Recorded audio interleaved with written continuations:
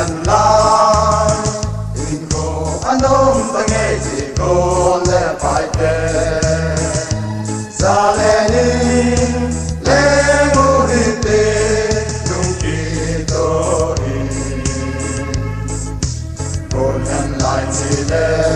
nung câu biết thế đi ta đâu đi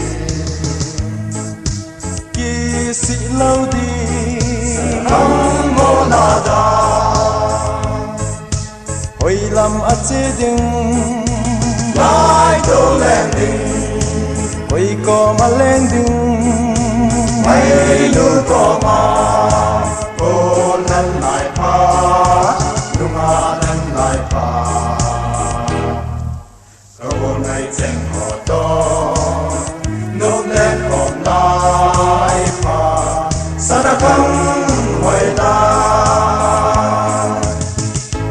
cô lần lại cô to lên na số năm lùng năm xa lệ năm ta ngài dê luôn đi to lên con na muốn hò câu kia nồng dòng lên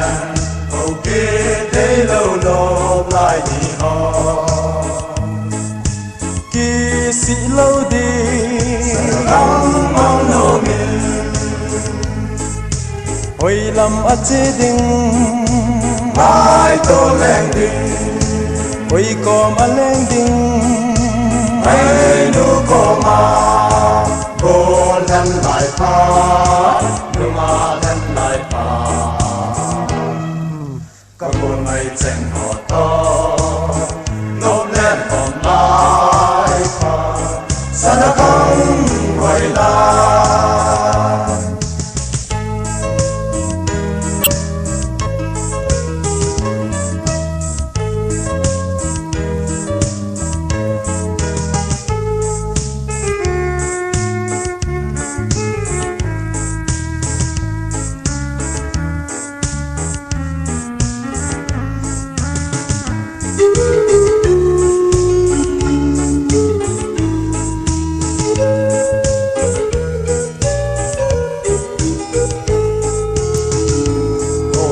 lại hạt lại đón lại hơi lại chỉ lại có thể lại nam an thế lẽ na hinkho a se mai đi một lần man kia chưa hinkho gắn tê na lẽ đã na kỳ sĩ lâu đi không mong thế đi